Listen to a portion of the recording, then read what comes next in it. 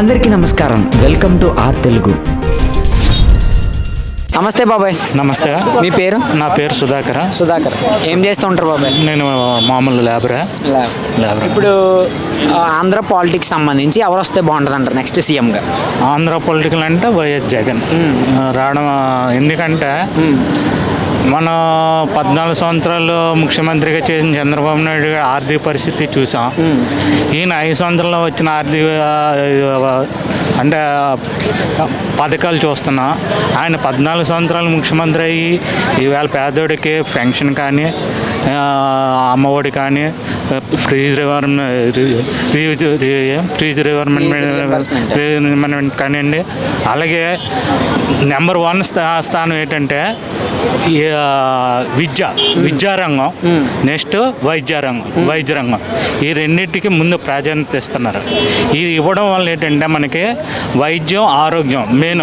ఒక సామాన్యుడికి వైద్యం, ఆరోగ్యం ముఖ్యం. దీనివల్ల ఏంటంటే వైద్యానికి ఇది ప్రాధాన్యత ఇచ్చాడు. విద్యకు నాడు నేడు స్కూల్ డెవలప్ అయ్యాయి. ఈవేళ కేరళ మన రాష్ట్రాల్లోనే, మన ఇండియాలోనే నెంబర్ 1 స్థానం విద్యకి కేరళ రాష్ట్రం నెంబర్ 1లో ఉంది. అలాగే ఈవేళ మన రాష్ట్రం కూడా నెంబర్ 1 ఉండాలనేసి విద్యకు ప్రాధాన్యత ఇచ్చాడు. ఇన్ని సంవత్సరాలు అంటే నేను ఇన్ని సంవత్సరాలు చూస్తున్నాను. నాకు 56 వస్తుంది, 55 వస్తుంది. కానీ ఏనాడు ఎవరు ముఖ్యమంత్రులు ఎంతమంది వచ్చారో నాకు తెలిసిన మట్టుకు జలగం వెంగళరావు గారు, టి అంజీ గారు దగ్గర నుంచి, అంటే మా ఊహ తెలిసిన దగ్గర నుంచి ముఖ్యమంత్రులు చూసాం. ఎవరు కూడా విద్యకి ప్రాధాన్యత ఇవ్వలేదు, వైద్యానికి కానీ ఈవేళ వచ్చి ఈయన విద్యకి, వైద్యానికి ప్రాధాన్యత ఇచ్చి ఈవేళ ప్రతి ఒక్కడు విద్య చదవాలి, ఎడ్యుకేషన్ కావాలని చేశారు. అలాగే కేరళలోని ప్రతి అమ్మాయి కూడా నర్సు చేసి ప్రతి రాష్ట్రానికి, ప్రతి విదేశాలకు వెళ్ళి జాబ్ చేసుకోగల కెపాసిటీ ప్రతి అమ్మాయి సంపాదించింది. ప్రతి ఒక్కడు కేరళ నుంచి వచ్చి ప్రతి ఒక్కరు విద్యకి ప్రాధాన్యత మీద ఎక్కడికి వెళ్ళినా బతున్నాం. కానీ మన ఆంధ్రాలోనే మన బార్డర్ దాటి ఎక్కడికి వెళ్ళకపోతున్నాం. అదే విద్య ఉన్నదనుకో ఎక్కడికైనా మనం వెళ్ళి మాట్లాడగల కెపాసిటీ మనకు ఉంటుంది.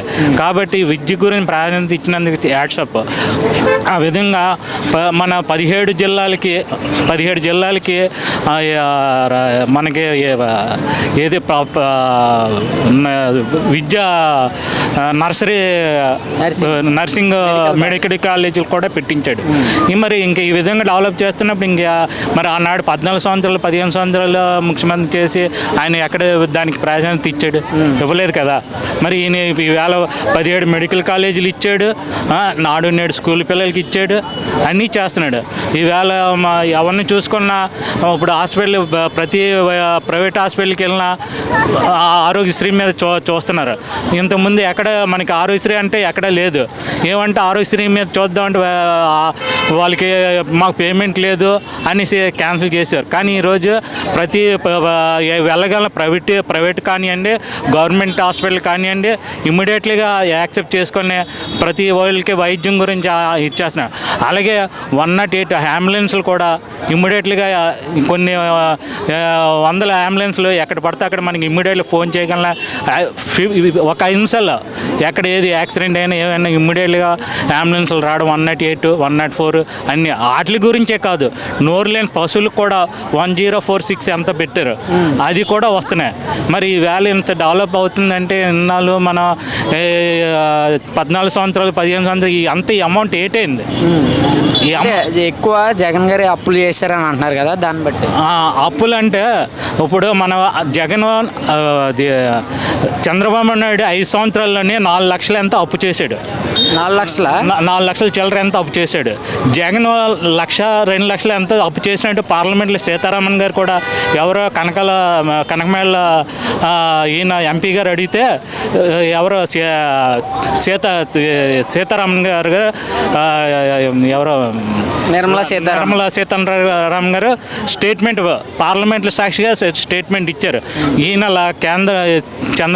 చంద్రబాబు నాయుడు గారు 4 లక్షల చేత ఈయన 1,75,000 చిల్లర అంతా చేశాడు.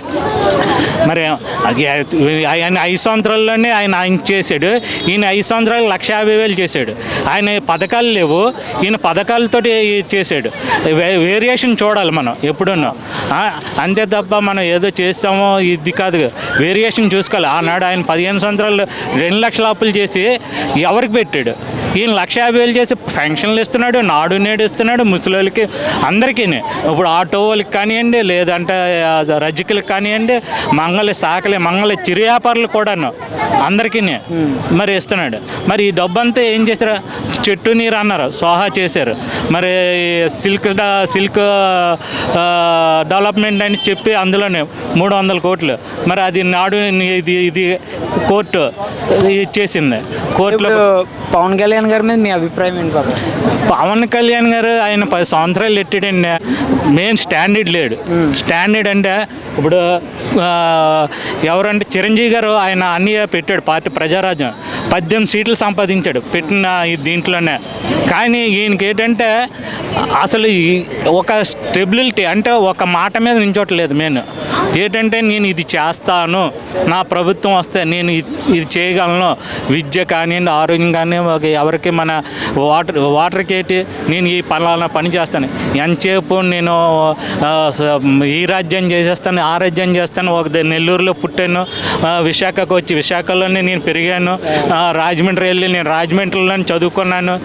ఇలాంటి మాటలే తప్ప, సినీ డైలాగులే తప్ప, మామూలుగా వచ్చి నేను ఇది చేస్తాను, ప్రజల గురించి నేను నిరుద్యోగ సమస్య తీరుస్తాను, లేదంటే ఆకలి బాధలు ఉంటే నిరుపేదలకు ఆకలి తీరుస్తాను అన్నది ఆ సబ్జెక్ట్ మాట్లాడలేదు.